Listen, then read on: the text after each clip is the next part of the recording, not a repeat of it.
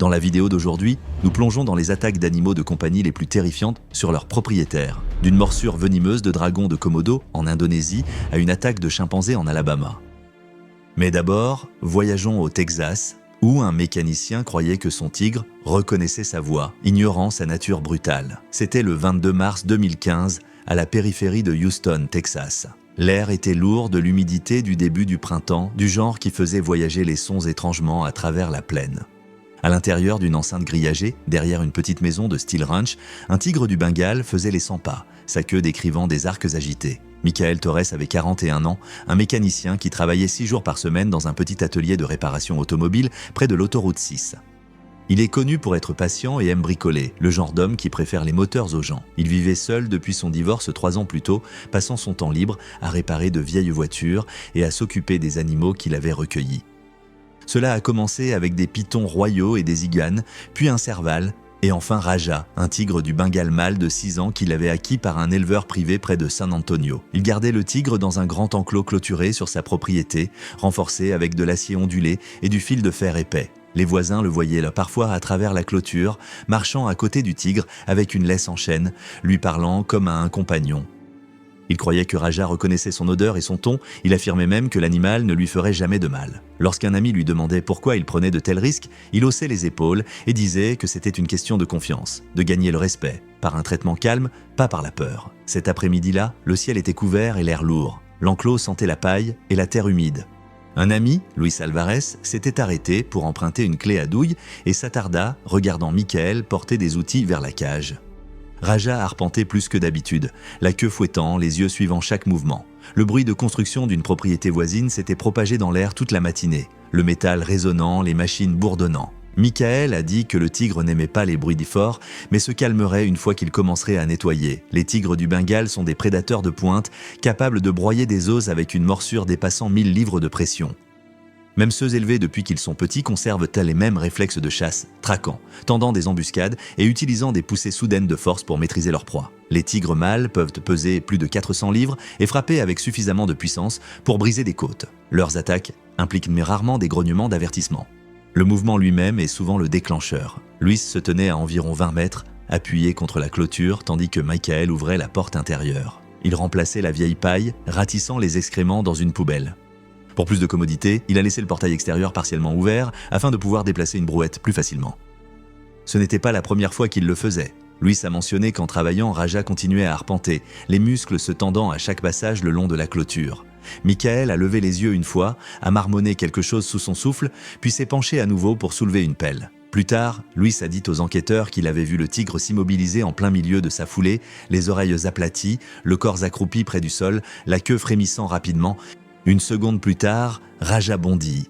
L'impact produisit un son creux, métal et chair se heurtant. La patte du tigre griffa le visage de Michael, le renversant sur le dos. Il cria, se tenant la mâchoire, essayant de ramper vers la porte.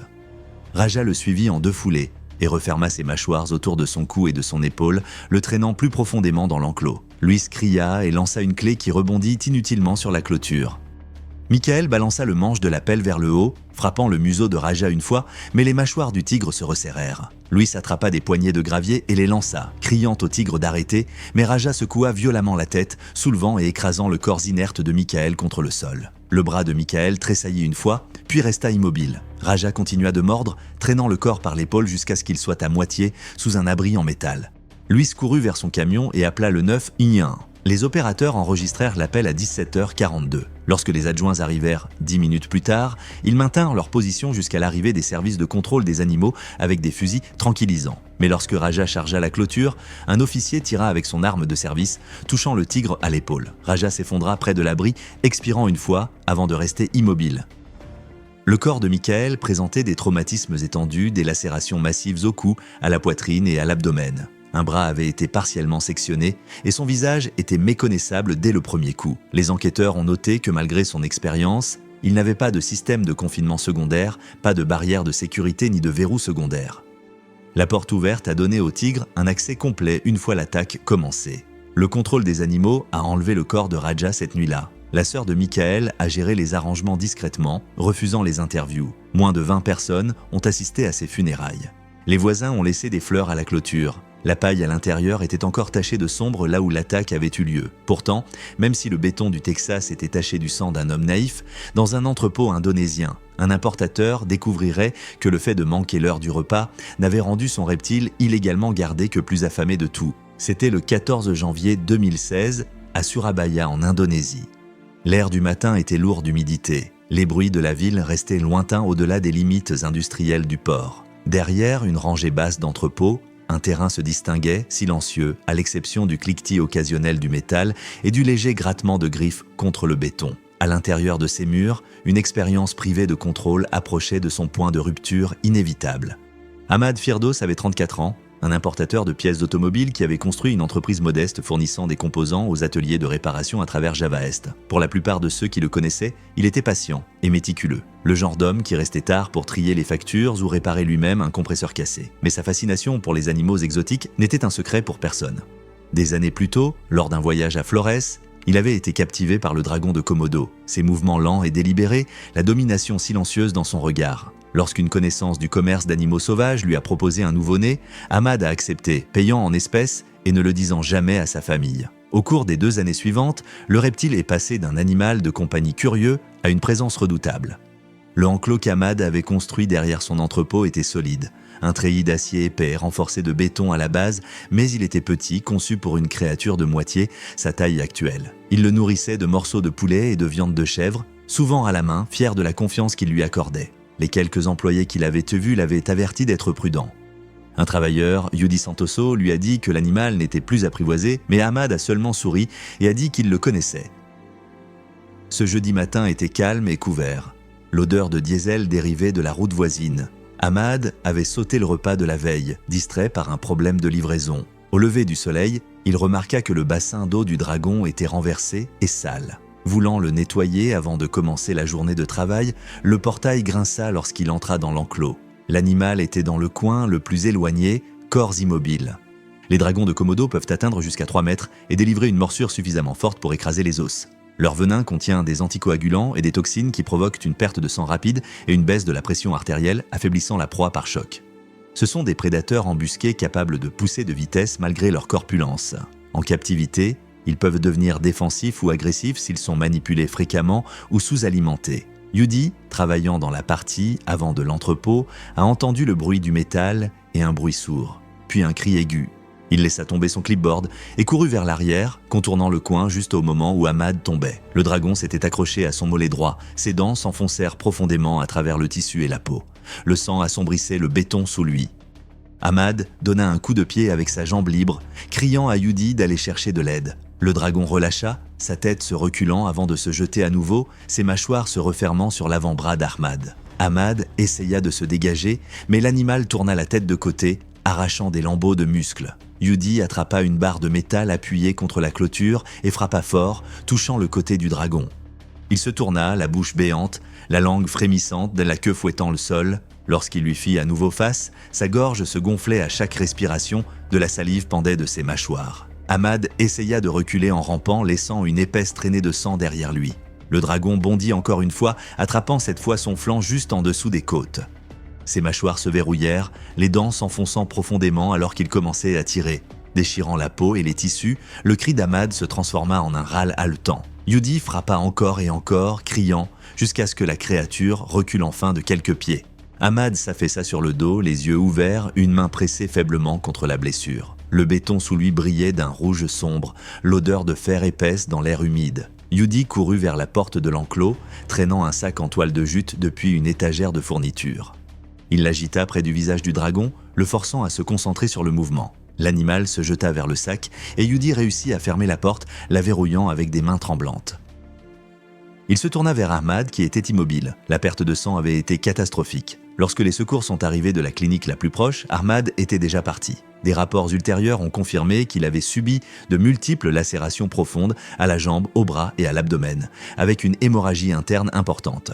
La mort a été attribuée à une exsanguination massive et à un choc traumatique dû aux effets anticoagulants du venin. Les vétérinaires qui ont examiné l'animal ont ensuite déclaré qu'il avait montré des signes d'agressivité alimentaire. Un comportement déclenché lorsque la proie ou un soigneur familier bouge soudainement pendant l'alimentation. La police a sécurisé l'entrepôt et a contacté l'Agence de conservation des ressources naturelles d'Indonésie. Le dragon de Komodo, mesurant un peu moins de 7 pieds et pesant près de 140 livres, a été sédaté et transporté dans un centre de réhabilitation de la faune à Banyuwangi. Les responsables l'ont identifié comme provenant de l'île de Rinca, confirmant qu'il avait été obtenu par des réseaux de commerce illégal. L'histoire a atteint les journaux locaux pendant seulement un jour avant d'être enterrée sous les rapports d'affaires zélés de circulation.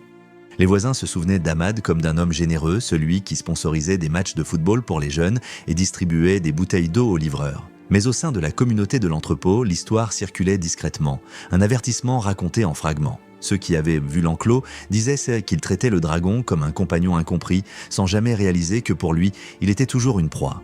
Le sol de l'entrepôt indonésien devint glissant de sang et de venin à cause de la morsure d'un dragon. Pendant ce temps, dans les montagnes du Montana, un propriétaire de sanctuaire rentrerait chez lui pour découvrir que son ours de confiance avait transformé son centre éducatif en scène de carnage.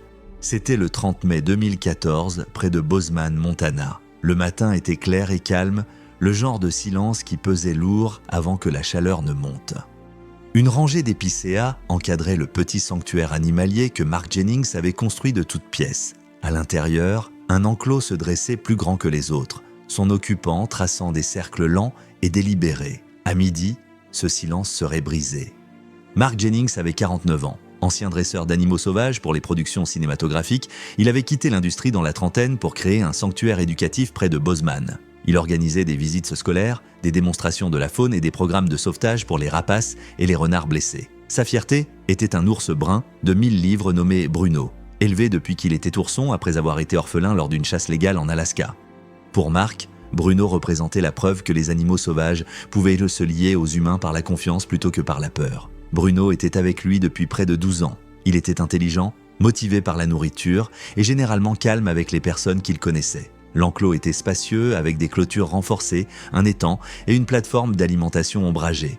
Mark gérait la plupart des soins lui-même, mais faisait parfois appel à de l'aide. Aaron Cole était l'un de ses assistants, un dresseur agréé qui avait travaillé avec Bruno plusieurs fois sans problème. Elle suivait les protocoles avec soin, mais admettait qu'elle gardait toujours ses distances pendant les repas. Mark lui faisait entièrement confiance, au point de la considérer comme l'une des rares personnes que Bruno reconnaissait. Les ours bruns, de lignée Kodiak, sont parmi les plus grands carnivores terrestres, capables de se tenir debout à plus de 9 pieds de haut et de délivrer une force de morsure dépassant 1200 livres par pouce carré. Bien que généralement solitaires et prévisibles dans la nature, la captivité peut modifier leur seuil de tolérance.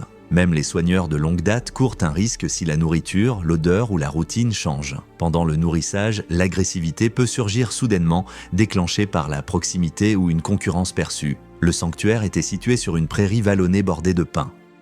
Le début de l'été signifiait un soleil fort et des animaux agités. L'air portait l'odeur de foin et de viande provenant du hangar de stockage. Ce matin-là, les enclos étaient de calme, à l'exception du bruit des griffes qui arpentaient et du grincement des portails en métal. Aaron est arrivé tôt pour préparer le repas de Bruno, 15 livres de viande mélangés avec des suppléments.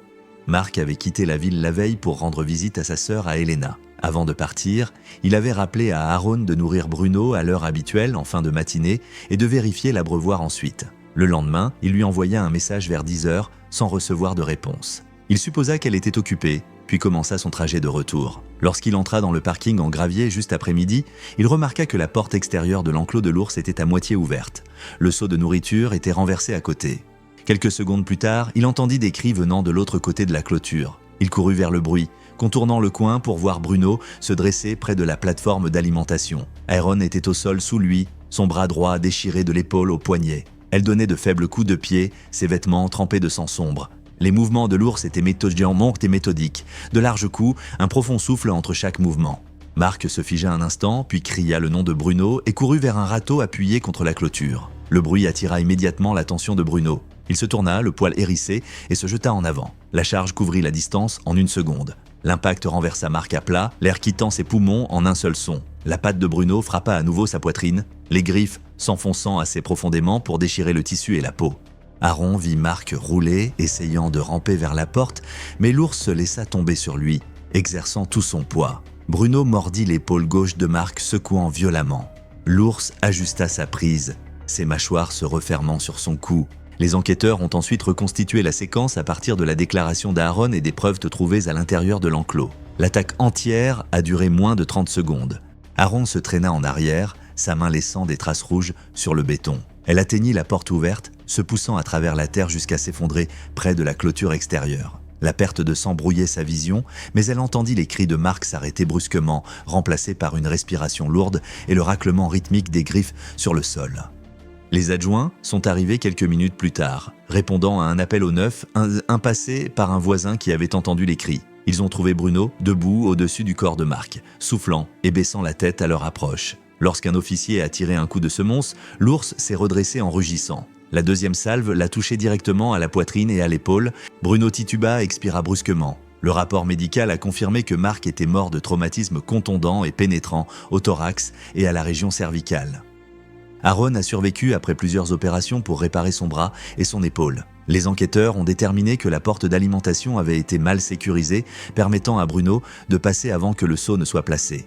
L'agressivité alimentaire a été citée comme la cause, une réaction soudaine à une concurrence perçue pour le repas. Dans les mois qui ont suivi l'attaque, Aaron s'est retirée complètement du travail avec les animaux, elle a vendu son matériel d'entraînement, a déménagé à Missoula et a refusé les interviews. Ses amis ont dit qu'elle était devenue silencieuse, se réveillant souvent au moindre bruit de portail métallique ou de respiration animale. Elle n'est jamais retournée sur le terrain du sanctuaire. Cependant, même si le sanctuaire du Montana résonnait du dernier rugissement d'un ours de 1000 livres, à des milliers de kilomètres de là, en Afrique du Sud, un homme entrait dans l'enclos de son lion avec rien d'autre qu'un balai, inconscient que l'orage nocturne avait réveillé quelque chose de primal. C'était le 19 août 2017 dans la province du Limpopo en Afrique du Sud. L'air était lourd à cause de la tempête de la nuit précédente, le sol humide et les acacias encore dégoulinants. Au Game Lodge de Johan Botha, dans l'enclos des lions, au-delà des bungalows des invités, le grand mâle tournait en rond, lentement et délibérément. Vers le milieu de la matinée, les touristes n'étaient pas encore arrivés et Johan décida de s'occuper lui-même de l'animal, une routine qu'il avait effectuée des centaines de fois auparavant, mais qui se terminerait différemment cette fois-ci. Johan avait 46 ans, un ancien garde forestier qui avait transformé son modeste bout de brousse en un lodge de faune sauvage rentable. Connu pour sa confiance autour des grands félins, il était à l'aise là où d'autres étaient bruyants et prudents.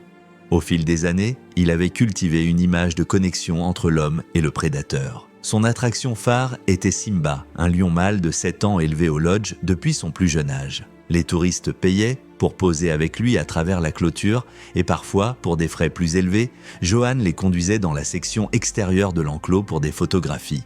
Il le voyait comme un mélange d'éducation et de conservation avec des affaires. Pour le personnel, Johan était compétent mais têtu. Il avait l'habitude de faire confiance à son instinct plutôt qu'au protocole. Les employés le décrivaient comme méticuleux avec les soins aux animaux, mais peu attentif aux avertissements concernant Simba. Le lion était adulte, pesant près de 500 livres. Et bien qu'élevé en captivité, il conservait les instincts d'un prédateur sauvage. Pourtant, Johan insistait sur le fait que Simba le reconnaissait comme la seule présence constante, entrant souvent seul dans la cage pour nettoyer ou ajuster la structure d'alimentation. Les lions mâles adultes, surtout ceux gardés en captivité, manifestent un comportement erratique lorsqu'ils sont stressés. Leurs instincts territoriaux peuvent surgir de manière imprévisible, surtout après les tempêtes, lorsque les odeurs changent et que le son se propage différemment. Un seul coup de patte peut briser un os. Leur morsure, de plus de 650 livres par pouce carré, est conçue pour écraser les trachées. Même avec des dresseurs de longue date, des moments d'agitation peuvent devenir fatals en quelques secondes. Selon des preuves fragmentaires et des rapports, Simba était agité depuis l'orage. Les éclairs de la nuit l'avaient fait arpenter et rugir toute la nuit, frottant sa crinière contre la clôture. Le gardien Peter Larue a remarqué ce comportement tôt et a dit à Johan ce matin-là de reporter le nettoyage jusqu'à ce que l'animal se calme. Johan a ignoré cela, disant que le lion devenait anxieux s'il était ignoré. Vers 9h du matin, Johan a pris un balai et un seau en direction de l'enclos, tandis qu'un ouvrier de maintenance en visite testait une nouvelle caméra, enregistrant de manière décontractée alors que Johan s'approchait de la porte. À l'intérieur, Simba cessa de faire les 100 pas. Les oreilles du lion se tournèrent vers l'avant, son corps près du sol. Johan entra par la porte intérieure, la refermant derrière lui, mais laissant celle de l'extérieur légèrement entr'ouverte. Il commença à balayer près de la plateforme d'alimentation, parlant doucement en travaillant. Le travailleur continua de filmer, fasciné par le calme de Johan. Quelques instants passèrent sans problème, puis Simba commença à tourner en rond. Sa queue fouetta brusquement. D'après la vidéo et les témoins interrogés plus tard, le comportement de Simba changea rapidement. Il baissa la tête, s'accroupit, puis bondit. L'impact projeta Johan en avant sur le sol, le balai tombant bruyamment. Les mâchoires de Simba se refermèrent sur son épaule, le plaquant au sol. Johan cria et repoussa le museau du lion avec son bras libre. Mais Simba changea sa prise. ses dents s'enfonçant dans l'arrière de son cou. Le son des grondements profonds couvrit les cris de Johan. Simba traîna Johan sur plusieurs pieds vers la structure d'ombre, ses griffes déchirant la chemise et la peau de l'homme. Johan essaya de se retourner sur le dos, donnant des coups de pied dans la poitrine de l'animal, mais le poids du lion écrasait ses côtes. Le manche du balai se cassa alors qu'il essayait de le coincer entre eux. Un autre employé courut vers la porte avec un seau, jetant de l'eau par-dessus la clôture, mais cela ne fit que surprendre Simba pendant une seconde. La voix de Johan se transforma en courts râles étouffés. Simba a ensuite bondi à nouveau, mordant sa gorge. Le geste était efficace et définitif. Les mâchoires du lion restèrent de verrouillées alors que le corps de Johan devenait mou. Les grognements s'estompèrent en une respiration rythmée. Un travailleur courut vers la cabane de contrôle, déclenchant l'alarme de la porte qui signalait une urgence animale. L'autre, tenant toujours la caméra, ne bougea pas pendant près de 30 secondes. Des gardes d'une propriété voisine sont arrivés en quelques minutes, fusils tranquillisants prêts. Ils ont trouvé Simba debout au-dessus du corps de Johan. Lorsque le lion s'est tourné vers eux, épaules basses et queue fouettant, ils ont tiré 2 fléchettes dans son flanc. Simba a tressailli, grogné et reculé de quelques pas avant de s'effondrer à côté de Johan. Une fois que Simba a été confirmé sédaté, l'équipe a dégagé le corps de Johan en utilisant une civière en toile, ses vêtements déchirés et trempés de sang. L'autopsie a révélé un traumatisme écrasant au cou et une perte de sang sévère. Les mesures des morsures et l'analyse des tissus ont confirmé une seule attaque soutenue, cohérente avec une prédation défensive plutôt qu'une agression. Le lodge a été fermé la même semaine. Simba a été euthanasié humainement après sédation et ses restes ont été envoyés à un laboratoire de pathologie vétérinaire à Pretoria pour examen. Les responsables ont classé l'incident comme évitable, citant la complaisance et un mauvais protocole de sécurité. Sa femme a vendu la propriété peu après et les enclos des lions ont été scellés définitivement. Alors que le lodge de Johan tombait dans le silence après la fin de la frénésie d'un lion, de l'autre côté de l'océan, en Alabama, une technicienne à la retraite entrait dans son enclos de jardin avec seulement des fruits et une brosse de toilettage pour ne jamais en revenir vivante. C'était le 6 octobre 2013, à Mobile, en Alabama. Les oiseaux se déplaçaient entre les arbres le long de la propriété des rives. Derrière la modeste maison en briques, 2 grandes cages se tenaient sous un auvent en tôle construite solide mais usée, leurs barreaux striés de rouille. À l'intérieur, 2 chimpanzés émettant des appels aigus et irréguliers. En l'espace d'une heure, une petite routine allait se transformer en quelque chose de violent et irréversible. Linda Reeves avait 58 ans, une technicienne de laboratoire à la retraite qui avait travaillé la majeure partie de sa vie dans un centre de recherche médicale local. Ses collègues se souvenaient d'elle comme disciplinée et précise, avec une fascination pour les animaux qui frôlaient l'obsession. Après avoir pris sa retraite anticipée, elle a investi ses économies dans la construction d'un enclos pour 2 jeunes chimpanzés qu'elle avait adoptés auprès d'un vendeur privé d'animaux exotiques. Elle les a nommés Buddy et Rosie, un mâle et une femelle qu'elle avait élevés depuis leur naissance. Pour Linda, ils étaient de la famille. Elle leur donnait des céréales pour le petit déjeuner, les habillait avec des vêtements d'enfant et parfois les laissait s'asseoir dans le salon pour regarder la télévision à travers la porte moustiquaire. Son frère, Tom Reeves, lui rendait visite chaque semaine. Il l'aimait mais s'inquiétait constamment. Les chimpanzés, autrefois de moins de 70 livres, avaient grandi rapidement.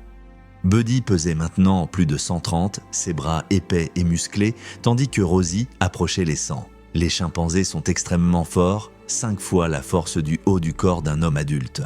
Les mâles peuvent peser plus de 150 livres, leur mâchoire capable de briser des os avec une force de morsure proche de 1200 livres par pouce carré.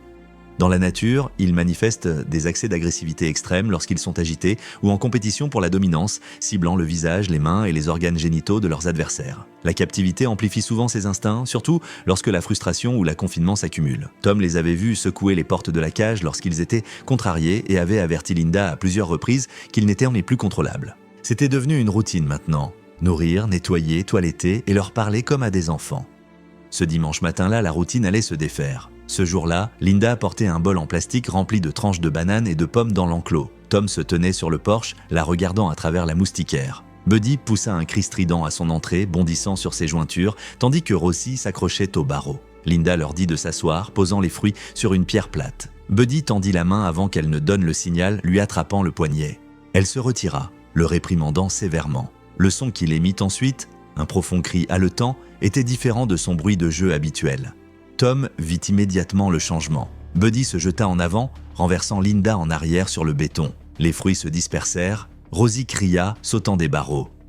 La voix de Linda s'éleva en courte rafale paniquée alors que Buddy la plaquait par la poitrine, une main sur son épaule, l'autre tirant ses cheveux. Tom laissa tomber sa tasse et resta figé un instant avant de chercher son téléphone pour composer le 911. Les mains de Buddy étaient de rouge, agrippant une poignée du cuir chevelu de Linda. Les cris devinrent rauques alors que les dents de Buddy se refermaient sur son visage. Il mordit à travers sa joue.